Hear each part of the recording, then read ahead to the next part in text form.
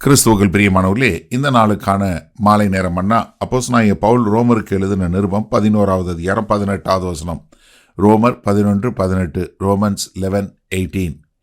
நீ அந்த கிளைகளுக்கு விரோதமாய் பெருமை பாராட்டாதே. பெருமை பாராட்டுவாயானால் நீ வேரை சுமக்காமல் வேர் உன்னை சுமக்கிறது என்று நினைத்துக்கொள்.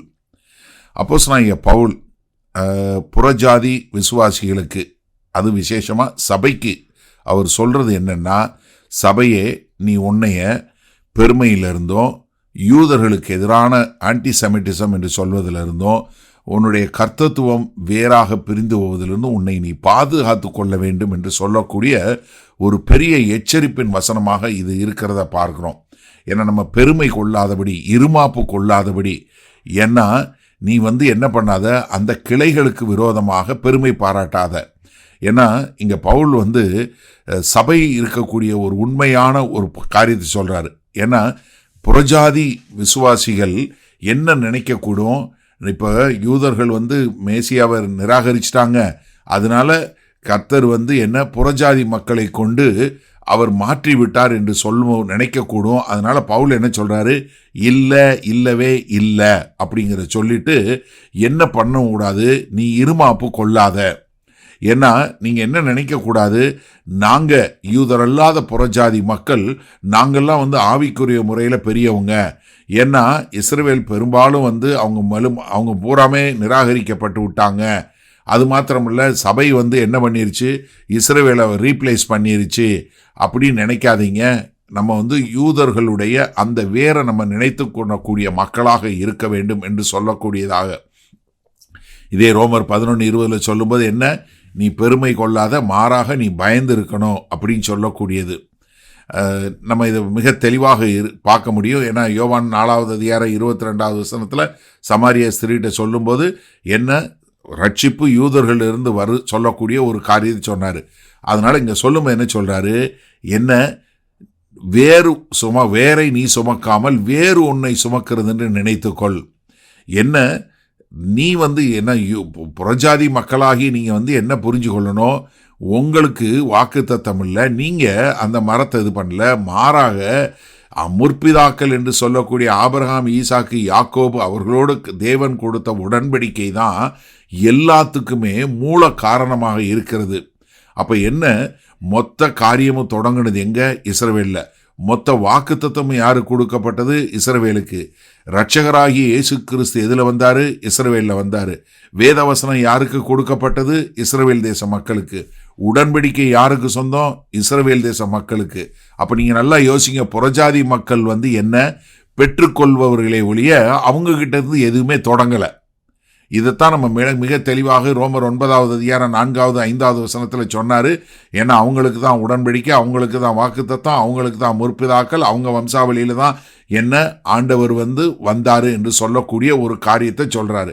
அப்போ சபை எதில் நிற்கிதுன்னா, இஸ்ரவேலினுடைய அஸ்திவாரத்தின் மேலே இருக்கதே ஒழிய அடுத்த வகையில் இல்லை என்பதை நாம் மிக தெளிவாக புரிந்து கொள்ள வேண்டும். சரி, இந்த நாளில் இந்த வசனத்தை நம்ம எப்படி எடுத்துக்கொள்வது? நான் மறுபடியும் சொல்கிறேன், நம்ம ஒரு மனத்தாழ்மையை கற்றுக்கொள்ள வேண்டும். யூதர்களை பார்த்து நமக்கு என்ன வரக்கூடாது, நாம் பெருமை கொள்ளக்கூடாது. மிக தெளிவாக கர்த்தருங்க சொல்கிற காரியம் அதுதான்.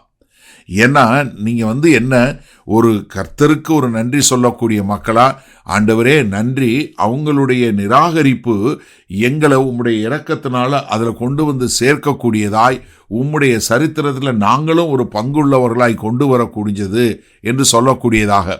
அதனால தான் நம்ம இந்த வேர் என்று சொல்லக்கூடிய யூதர்களுக்கு நாம் நன்றி உள்ளவர்களாய், அவர்களை கனப்படுத்துகிறவர்களாய் இருக்க வேண்டும். நான் இந்த சபை ஆரம்பிக்கிறதுக்கு முன்பாக எனக்கு இந்த அளவுக்கு அந்த ஞானம் எல்லாம் அப்போ கிடையாது. ஆனால் என்னுடைய ஆஃபீஸுக்கு பக்கத்தில் ஒரு ஜூயிஷ் சினகாக் உண்டு. நான் சபை ஆரம்பிக்கணும், இந்த மாதிரி கர்த்தர் ஊழியம் செய்ய சொல்கிறாருன்னு உடனே நான் ஒரு நாள் மத்தியானம் லஞ்சில் எடுத்து ஒரு பெரிய காசு ஆஃபரிங் எடுத்துகிட்டு கொண்டு போய் அங்கே உள்ள ஜூயிஷ் சினகாக்கில் கொண்டு போய் கொடுக்க போனேன். அப்போ அவங்க கேட்டாங்க, நீங்கள் எதுக்கு எங்களுக்கு காணிக்கை கொடுக்குறீங்க, நாங்கள் என்ன காரணம் என்னன்னு என்கிட்ட நிறைய கேள்வி கேட்டாங்க. அப்போ நான் சொன்னேன், ஐயா நீங்கள் மட்டும் எங்களுக்கு வேத வசனத்தை எழுதி வைத்து இந்த பைபிள் கிடைக்கிறதுக்கு நீங்கள் பண்ணலைன்னா நாங்கள் இப்படிப்பட்ட ஒரு நல்ல ஆண்டவரை தெரிஞ்சு கொண்டிருக்க மாட்டோம், அதனால் அதுக்கு கனப்படுத்தும் விதமாக நாங்கள் இந்த வேதவசனம் வருவதற்கு மூல காரணமாக இருந்த உங்களுக்கு நன்றி என்று சொல்லும் விதமாக இதை நான் கொடுக்குறேன்னு சொல்லக்கூடிய ஒரு காரியத்தில் கொடுத்தேன். அப்போ யோசிச்சு பாருங்க, நிறைய பேர் என்னென்னா சபை இஸ்ரவேலை மாற்றிருச்சு, இப்போ நம்ம தான் ஆவிக்குரிய இஸ்ரவேல் என்று அநேக தமிழ் சபைகளில் சொல்லுவதை நான் கேள்விப்பட்டிருக்கேன். அது இல்லவே இல்லை இல்லை இல்லை இல்லை. நன்றாக தெரிஞ்சு கொள்ளுங்க, நாம் புறஜாதி மக்கள், நாம் இஸ்ரவேல் என்று சொல்லக்கூடிய அந்த மரத்தில் ஒட்ட வைக்கப்பட்ட கிளைகள் என்பதை நாம் மறந்து விடக்கூடாது. வல்லபிதாவே, இந்த அருமையான நல்ல நாளுக்காய் நன்றி. ஆமாண்டவரே, இதோ நீங்கள் எந்த அளவுக்கு அழகாய் நேர்த்தியாய் எங்களை கொண்டு சேர்த்திருக்கிறீங்க. இஸ்ரவேல் தேச மக்கள் என்கிற அஸ்திவாரத்தின் மேல் சபை என்று கட்டப்பட்டு இருக்கிறத நாங்கள் பார்க்கிறோம். அதற்கு நன்றி உள்ளவர்களாய் பெருமையோ இருமாப்போ கொள்ளாதபடி மனத்தாழ்மையும் நன்றியறிதலோடும் வாழ எங்களை அர்ப்பணிக்கிறோம். இயேசு கிறிஸ்துவின் மூலம் பிதாவே, ஆமேன். கர்த்தர் உங்களை ஆசீர்வதிப்பாராக. நாம் நாளை காலை தினசரி தியானத்தில் சந்திப்போம். Good night.